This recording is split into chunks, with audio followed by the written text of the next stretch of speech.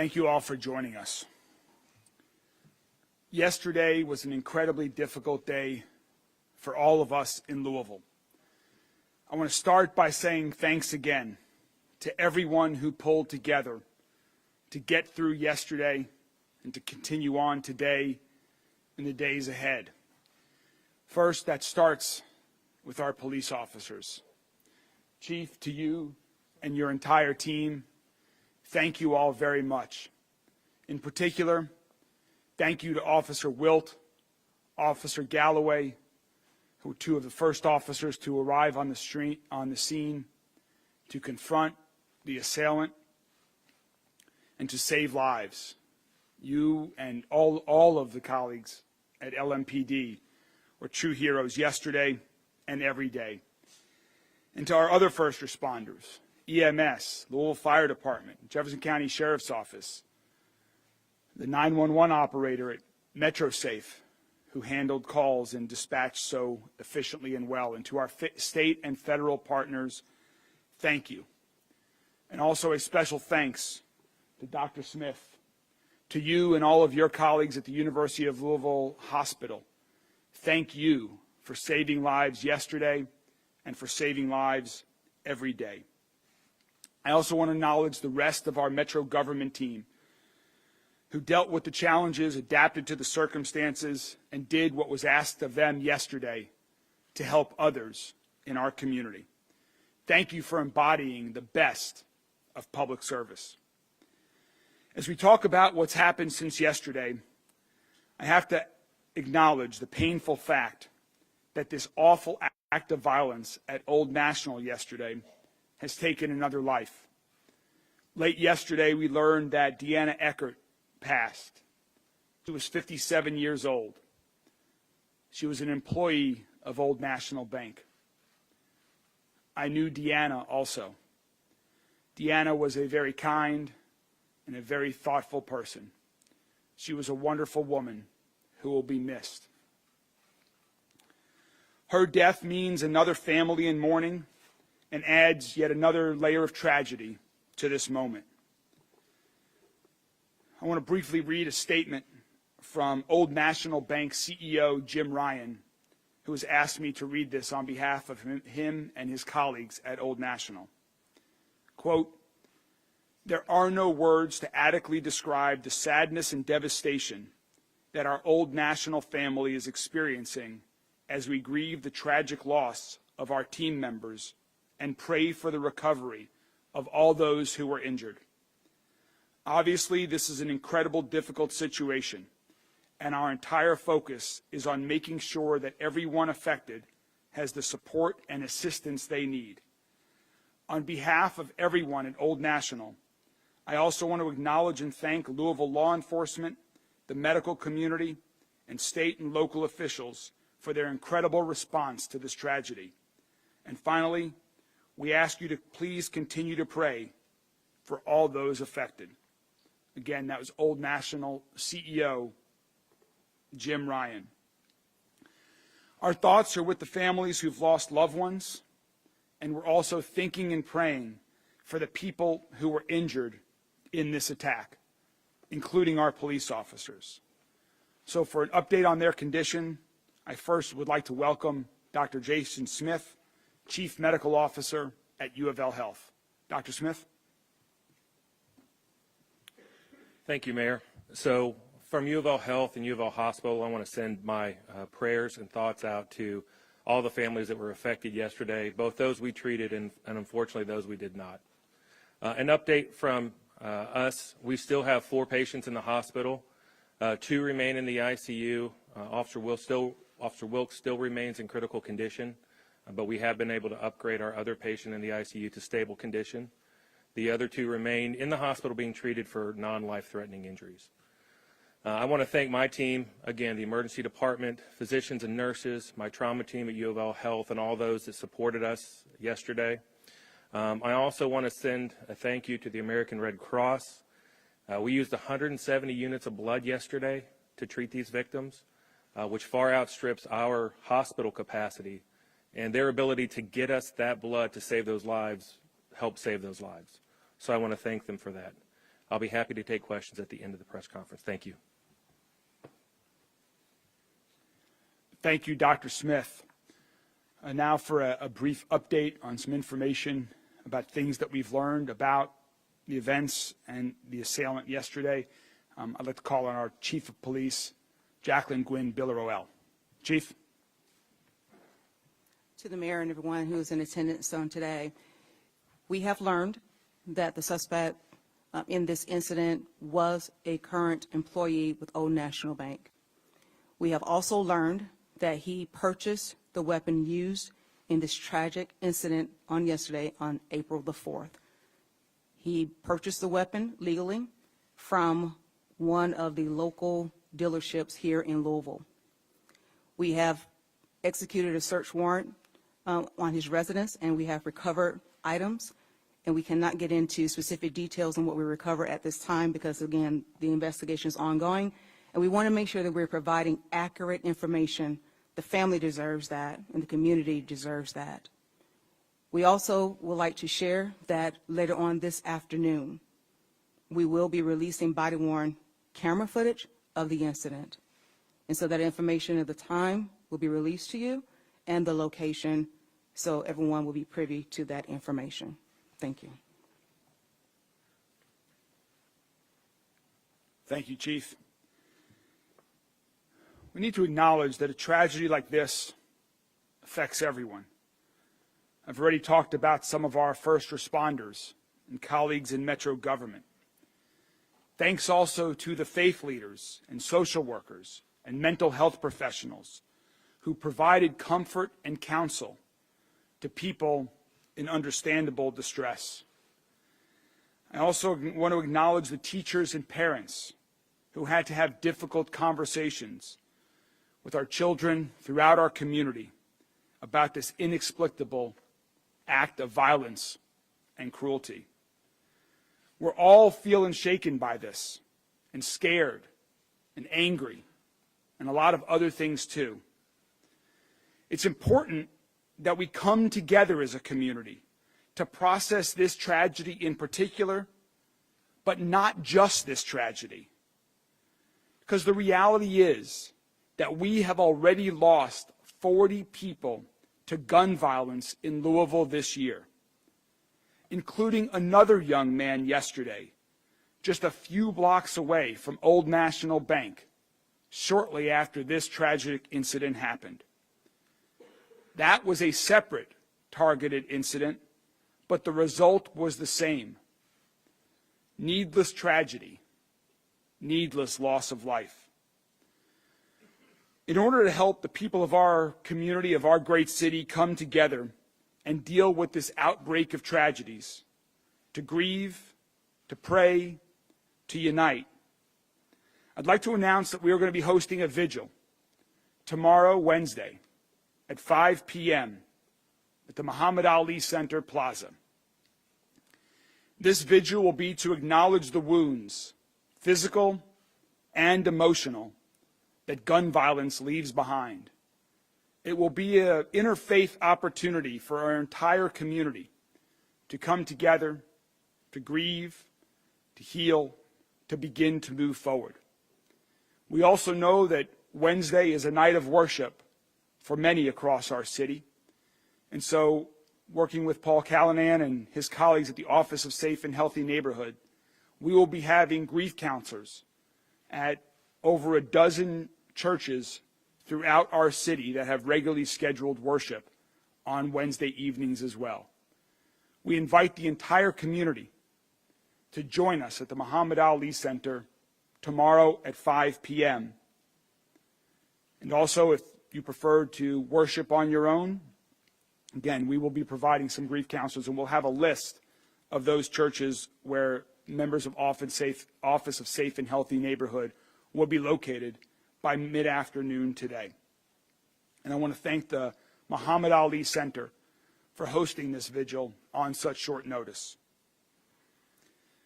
One really loving thing in the midst of this tragedy has been the sheer number of people locally and around the world who've shown such love and support for our city.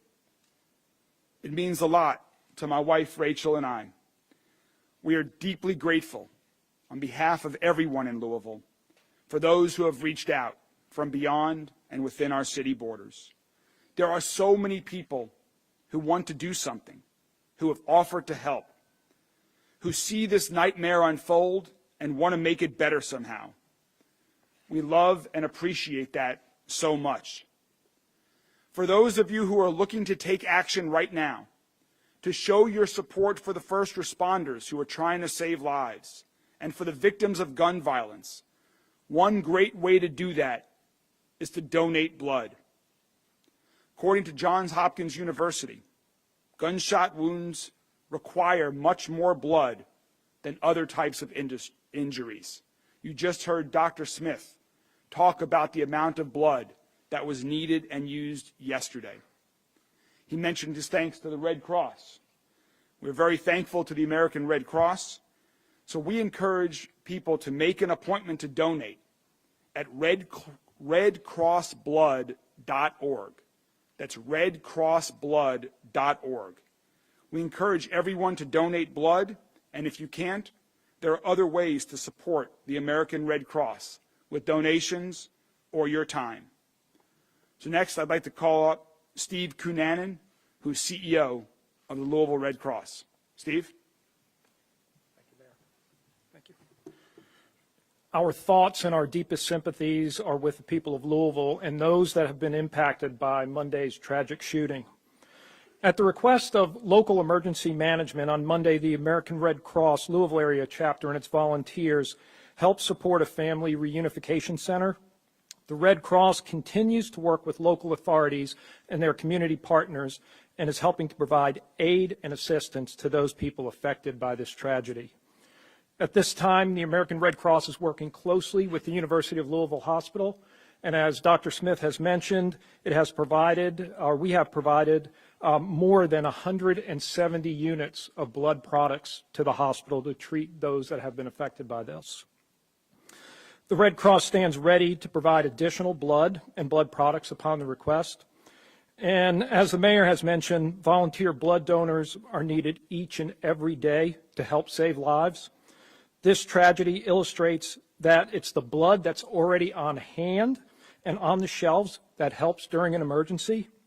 Type O negative is the universal blood type, and that is what the emergency room personnel use and what they reach for when they don't have time to determine a blood type, and that's one of the types that is needed most.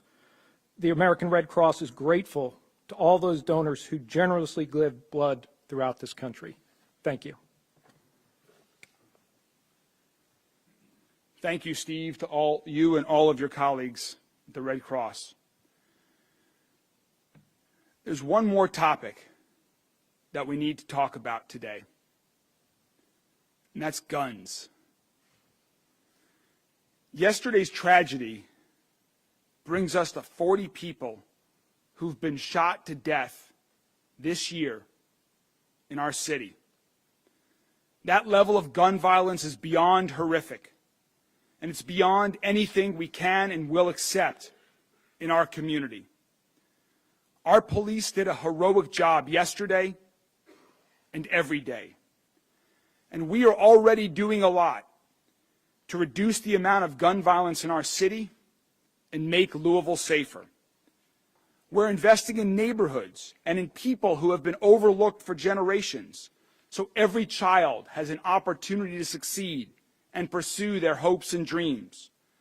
We're going to invest more in mental health care. We're working to make universal pre-K a reality. Workforce development initiatives for young and older adults alike. These are all important. These are all also long-term solutions. We have to take action now.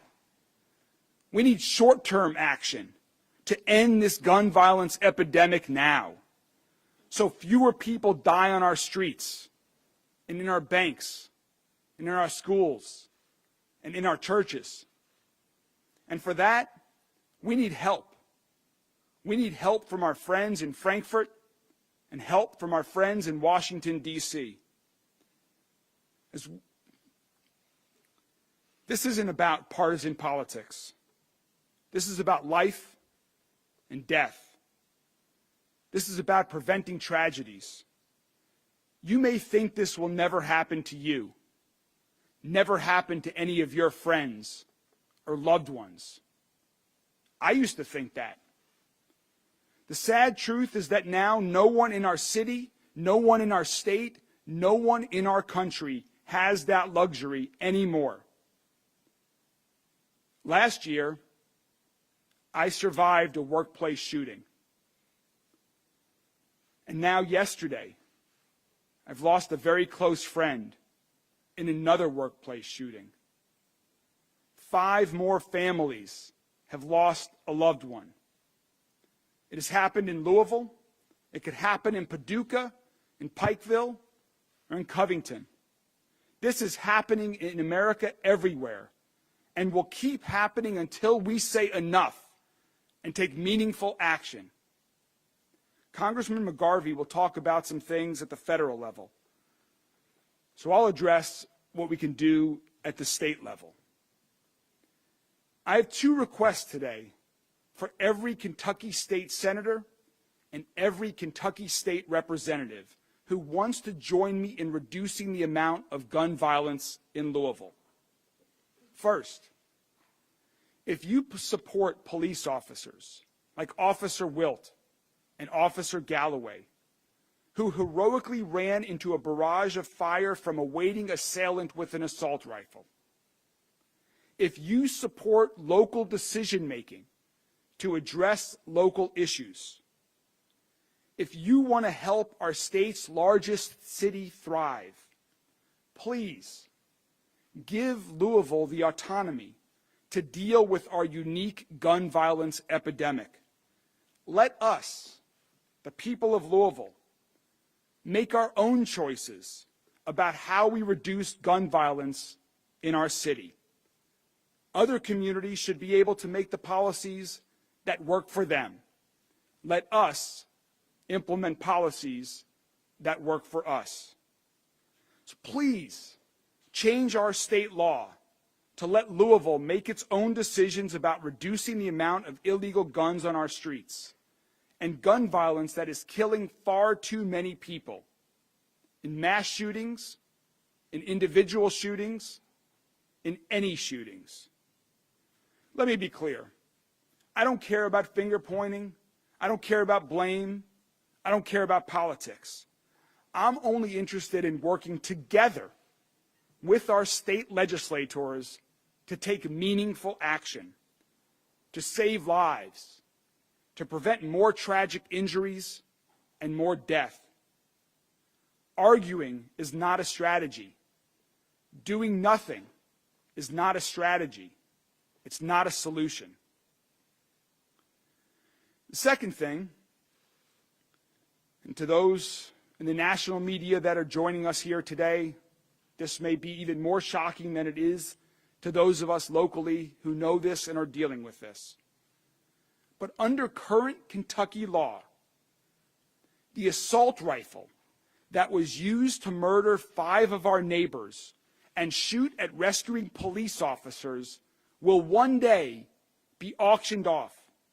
Think about that. That murder weapon will be back on the streets one day under Kentucky's current law. My administration has already taken action to remove the firing pin before turning confiscated guns over to the state, because that's all that the current law allows us to do. That's not enough. It's time to change this law and let us destroy illegal guns and destroy the guns that have been used to kill our friends and kill our neighbors. I know every member of the state legislature, like everyone else in our state and in our country, is horrified by what we saw yesterday, by what we see in other cities around the country.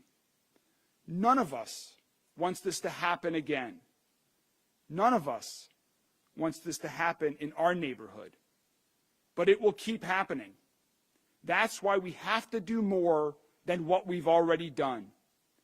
Let's change the state laws that would make me a criminal for trying too hard to stop the real evil criminals who are taking other people's lives and who are eager to make a spectacle of mass murder. The laws we have now are enabling violence and murder. It's time to change those laws to save lives and keep our people safe. To those in the Kentucky State Legislature, let's work together. I look forward to working with you on this. Now, I'd like to welcome Congressman Morgan McGarvey.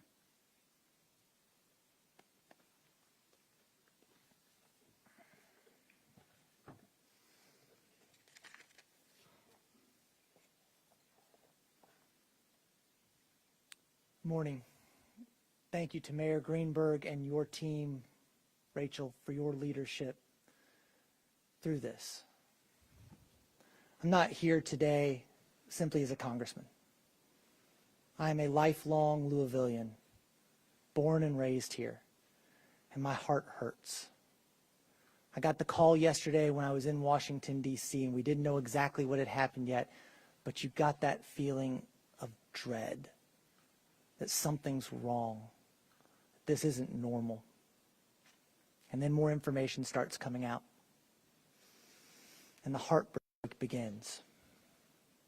And the names start coming out. And we know them. And they're friends. Because this is Louisville. Louisville, Kentucky. The biggest small town in America. We call it Louisville Village. Because really and truly, everybody knows everybody.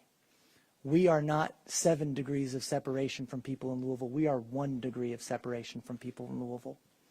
When we ask you, what school did you go to? We mean high school. I went to Manual High School. My mom went to Wagner High School. Louisville is my home. And we are hurting. This is an unimaginable tragedy for our community. As Mayor Greenberg mentioned, Deanna Eckert passed away last night, a truly lovely woman. Jim Tutt is no longer with us. Josh Barrick is no longer with us. The woman who was the maid of honor in our wedding and for whom we are the godparents of 2 of their children, called me yesterday from the Barrick's house and said, "I'm with Jessica Barrick. She hasn't heard from her husband. Can you find out if he's alive?" I called LMPD, and as they did everything yesterday, were quick in their response. I had to call back and say, I cannot confirm anything, but he is not on the list of survivors. And she had to tell their 2 small children that their father would never come home from work.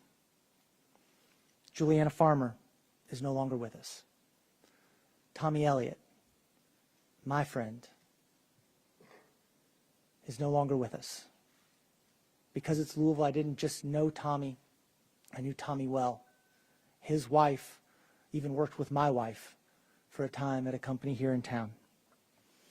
Their lives have been forever changed. The people who knew them are forever changed. Our community is forever changed. I am so grateful to the quick response of the Louisville Metro Police Department. Chief, your team was incredible yesterday. To run headfirst into that gunfire, without question, saved lives. It also changed lives. Officer Wilt, as we know, is fighting right now after being struck in the head by an AR-15 round on his 4th ever shift as a police officer. To the team at U of L, thank you, Dr. Smith. Again, this is the collateral damage of gun violence. Every person who touched these victims and these officers had to deal with this trauma and will have to process this trauma in their own way. Thank you also to all of our first responders, the Louisville Fire Department, our emergency medical technicians, to the FBI, to the ATF, to everyone who is involved. Continue to pray for the people recovering. They need it, and we want it. Today and in the weeks ahead, we are grieving. We are hurting. We are heartbroken. We are despondent. But we are Louisvillians. And that same close-knit community that creates this heartbreak will knit together the strength that brings us back. I'm proud of the mayor and his team for the job they've done. I've talked with the governor. I've also worked with federal authorities, talking with Secretary Mayorkas at Homeland Security and the Vice President of the United States. They are sending additional resources to Louisville, including counseling resources. Unfortunately, this is not the first, second, or third time an incident like this has happened in our country. They know what to do, and they're going to be helping us out. I will continue with our federal and local officials to mobilize the resources we need, working with our police departments, our faith leaders, our city and state leaders to make sure that our city receives what it needs to begin healing. And we need to take this grief and turn it into action. I am a person of faith. I was raised in the church. We've raised our kids in the church. Please, if you are a person of faith and you want to give us your thoughts and your prayers, we want them and we need them. Our community is hurting. But we need policies in place that will keep this from happening again, so that thoughts and prayers do not have to be offered to yet another community ripped apart by the savage violence coming from guns. Look at what's happening. I had somebody tell me the other day, don't make this political. Fine, don't make this political. People's lives aren't political. Public safety isn't political. Put those policies in place that put people first. People over guns, kids over guns, public safety over guns. Because that is what we need to address this problem. I'm an optimist. Maybe to be a Democrat in Kentucky, you have to be. But I have seen us come together in the state legislature where I served before being elected to Congress, working with some of my conservative colleagues to introduce crisis aversion rights retention laws that would help temporarily remove firearms from people in crisis. This investigation is dynamic, it is ongoing. But we know this shooter purchased an AR-15 rifle on April 4th. We know he left a note. We know he texted or called at least one person to let them know he was suicidal and contemplating harm. But we don't have the tools on the books to deal with someone who is an imminent danger to themselves or to others. We can do this. We can come together at the federal level, working with each other to solve this problem, which is impacting all of us in a uniquely American way. And get universal background checks so that people who shouldn't have a gun can't buy one. That we are taking weapons of war off of our streets. That we are helping people who are in crisis. That is not a political issue, but it becomes one when Kentucky Republicans would rather ban books and pronouns and then make Kentucky a sanctuary state for weapons. We are hurting. And no matter what policy we pass, no, it will not bring back these people. This will not bring back our friends, our neighbors, and our loved ones. We will continue to get the resources for our community that we need. And we will continue to work to make sure that we have the policies in place that keep other families, other loved ones, other kids from going through this tragedy again.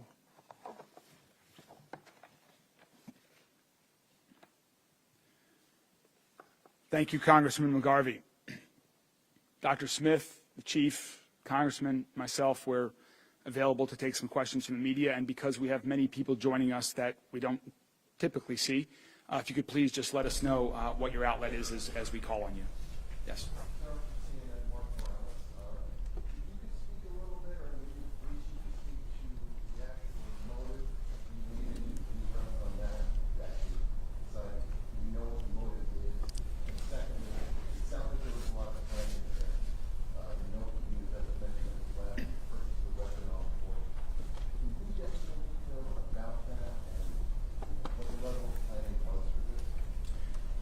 The chief might have some other things to add. I don't believe we have any other information to provide at this point. As the chief mentioned earlier, we have been able to confirm that he was a current employee of the bank and when he purchased the weapon. But, Chief, do we have anything? At this time, but we do know that this was targeted. He knew those individuals, of course, because he worked there. And the evil that was played out on yesterday, taking those lives and injuring so many others, just truly unfortunate. But again, the investigation is ongoing, and whatever we uncover, it will actually be revealed to everyone.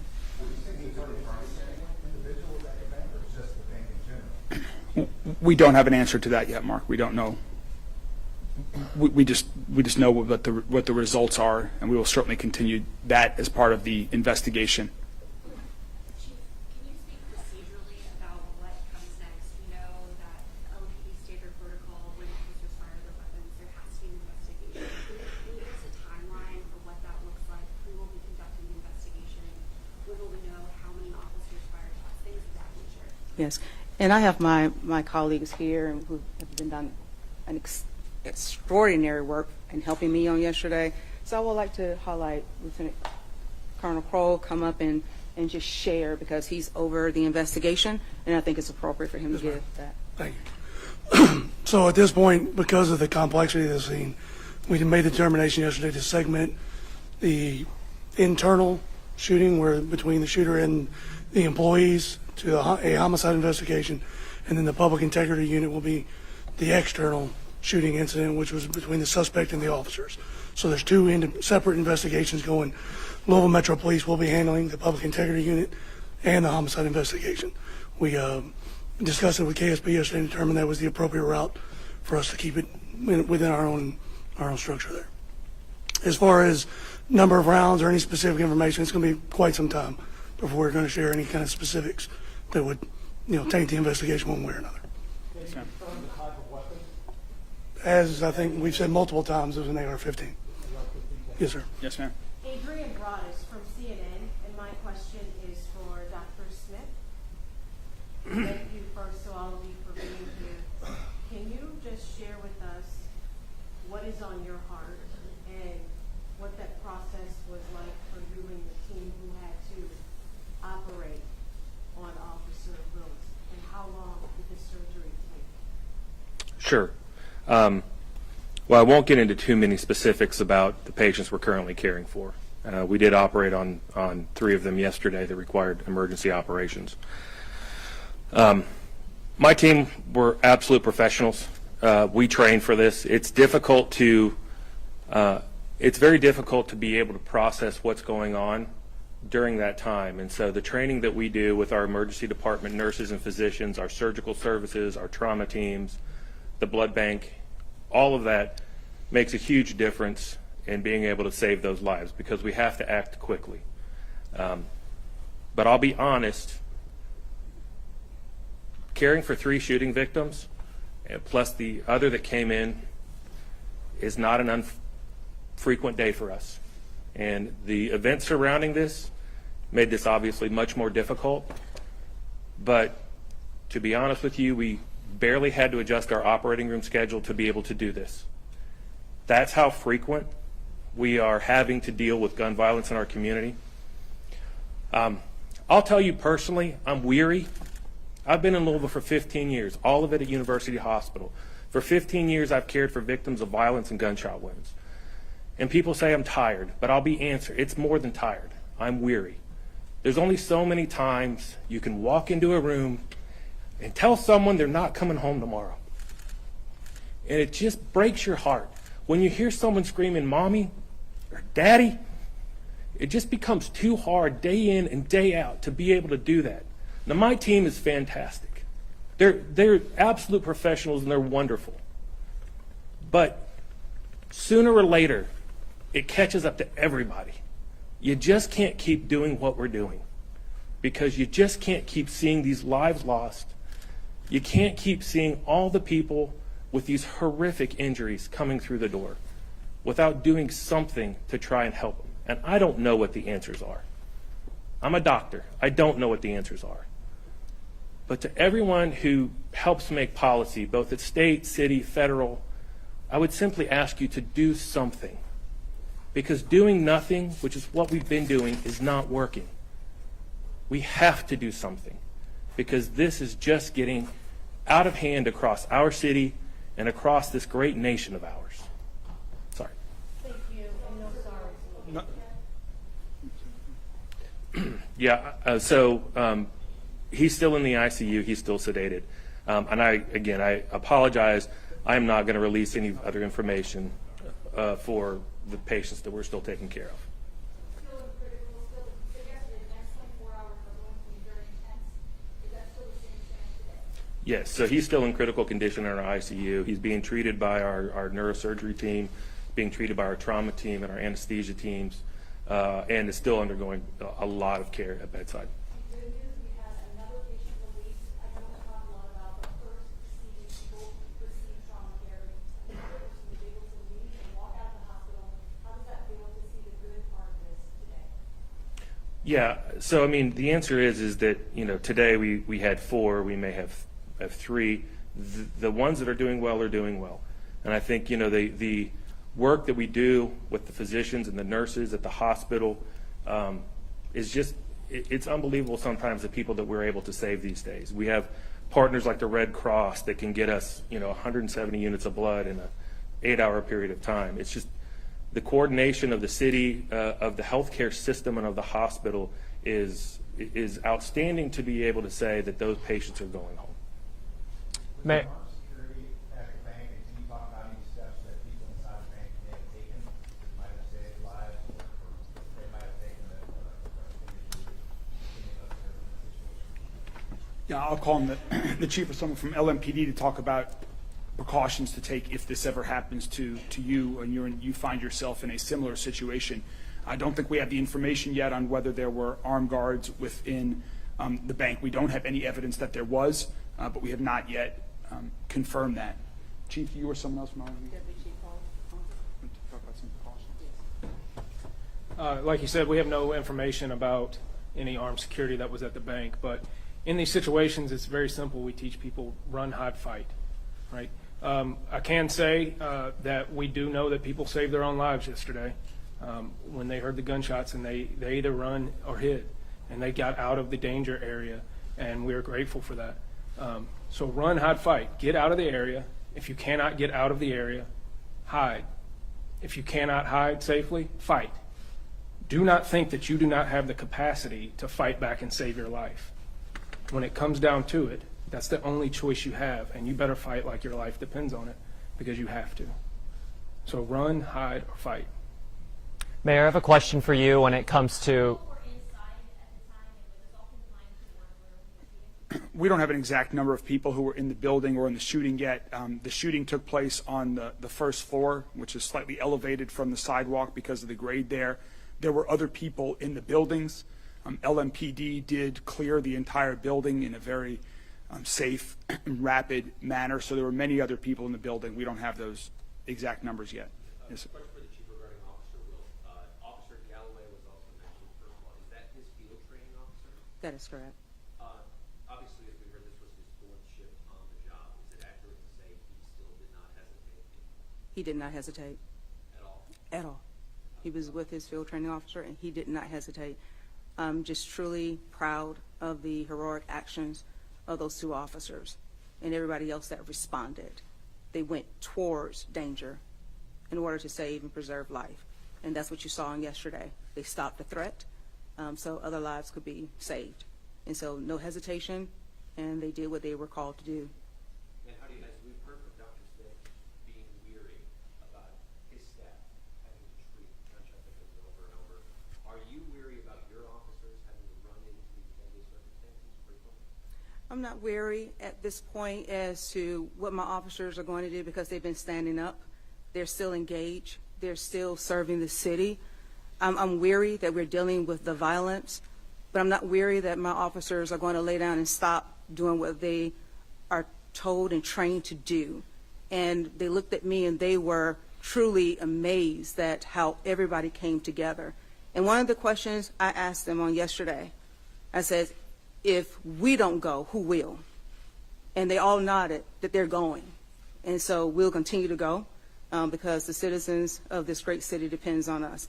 And so I'm just really proud of the resiliency of LMPD. The men and women of this great city is showing up and they're serving, and I appreciate them, and I appreciate the community support for our department. Mayor, question for here, and then you. we'll go over it. You One second, share a Isaiah. rela- We'll get this question, and then we'll come over to you guys.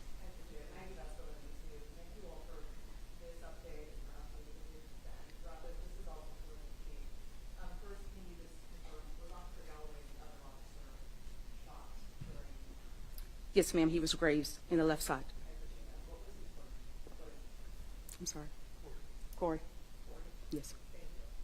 Can you also speak to any potential history of red flags that may have existed with the suspect? You've heard about the possible voicemail via dispatch audio. I assume you spoke to his family at this point. Have you heard about a possible history of mental health issues? So just any kind of context you can give about what may have led up to this, what you know now.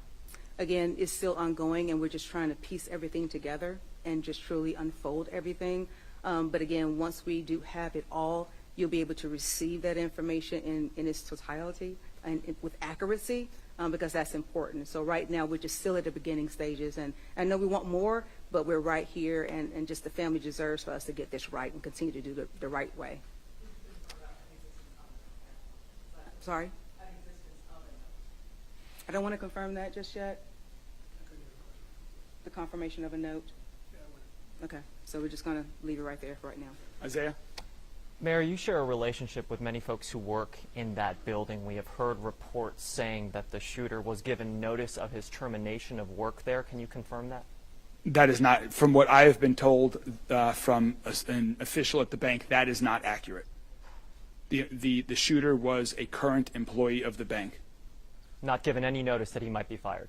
Not to my knowledge. I don't believe that is correct. I don't believe that is correct. Mayor, you laid out a number of things that your administration has done thus far, but you also issued that plea to the state legislature for 2 laws specifically that you would like to see them change or it change. With that said, do you feel at this point that your administration or this government has done all it can to address the gun violence issue, and now the state legislature is essentially the only agency that can come in and change these laws to allow you to go further? We're going to continue to keep trying. We've been doing a lot. We've started to do things that had not been previously done, both in terms of short-term action with respect to reducing the amount of illegal guns on our street and long-term investments in people and neighborhoods. And we're going to keep trying. We're working with our partners on the Metro Council, who I know are very supportive of a lot of what we're talking about here, because like me, they care about our city today and they care about our city tomorrow. But one way we can do more is with the help of the state legislators. And that's why I'm reaching out to all of them today, and will continue in the days and weeks and months ahead, is to help us, give us more tools in our toolbox to address this unique gun violence epidemic that we have in Louisville in a way that the members of the Metro Council and our administration and the people of Louisville feel is most appropriate to keep our city safe. Do you want to see a special session? I'm not calling for a special session at this time. I want to have conversations. I want to work on a plan, and I want to work on getting that implemented as fast as possible, and we can figure out those details later.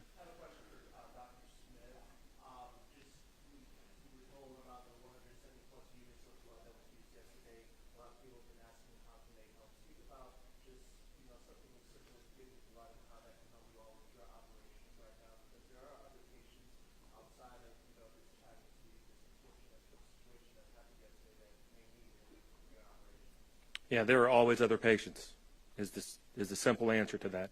When we appreciate everyone getting out, but donating blood now helps us in the future. And the lives that were saved yesterday were because of the American Red Cross and the blood they had on the shelves and the blood that they provided us.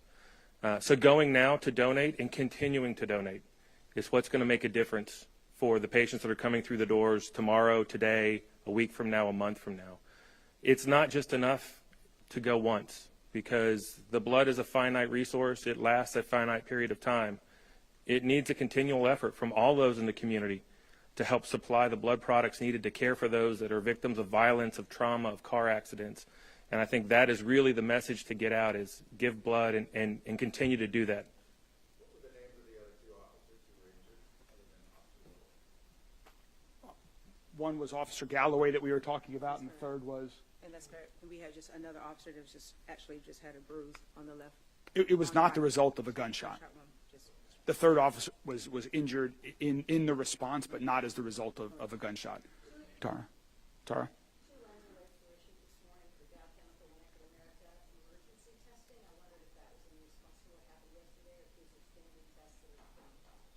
I'm not aware of anything in relation to that, so I don't have any information on that. Yes, sir. No. In the blue.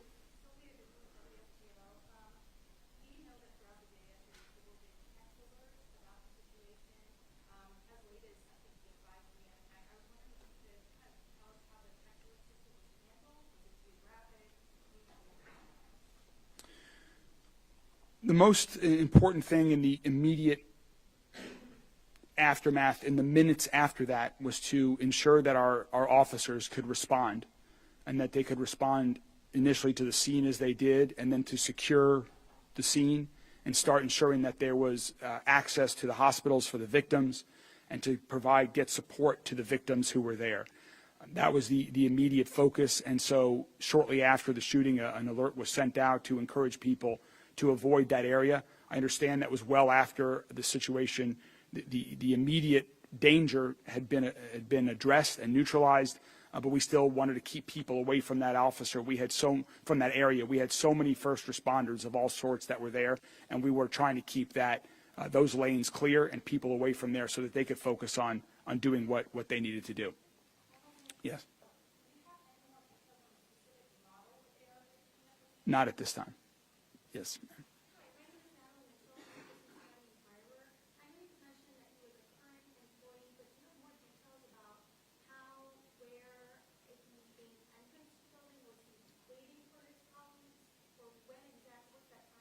He was a current employee who worked in that building, so he had access to the building as a result of being an employee in that building. Do we know if the shooter was armed with multiple weapons or just an AR, and do we have an idea of how many rounds he was able to discharge in a short period? Okay.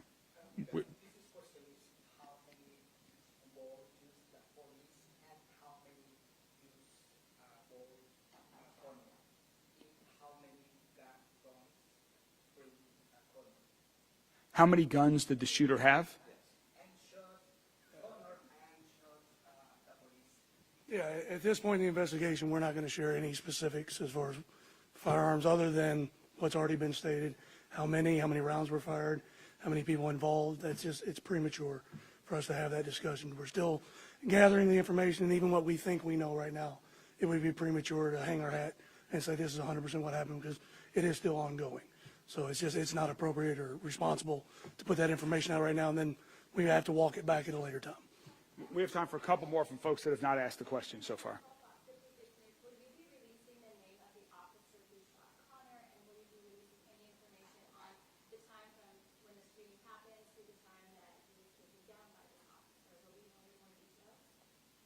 Well, it was just as we mentioned yesterday. I mean, it was just a matter of minutes. I believe that the 911 call came in at 8:38, and we were on scene at 8:41, and we were on. Minutes from start to finish as far as when he began. Then we were notified 3 minutes after that, and then we responded 3 minutes after that, and then within. Yes, stand by the mic. Say that again. And we will get into more detail with this when we go through the videos this afternoon. But it's about a 9-minute span from the time he begins his assault, and then a few minutes after that before we get the first call on it. 3 minutes after that when we respond to the scene, and then about 3 minutes after we respond, the subject is neutralized. We've said multiple times, it's Officer Galloway. All right, we have time for two more questions. Yes, sir, and then over on this side of the room. Yeah.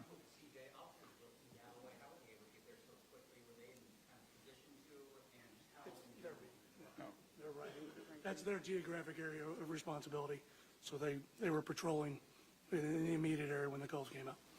I'm sorry, did you say Officer Galloway is who shot the shooter? Yes. Yes. Along with being a rookie officer in the first you displayed yesterday, can you confirm if Officer Wolf is still serving as a firefighter or EMT on a volunteer basis? You want to know? Is Officer Wilt serving as still as an EMT or? He had previously worked with Oldham County. Okay. Previously worked at Oldham County. We don't have any other information on that. We, again, as was mentioned, we will continue to provide updates on all of this. We will be releasing body camera footage later this afternoon. If there are other updates available at that point in time, we will make them available. Thank you all very much for being here. Have a good day.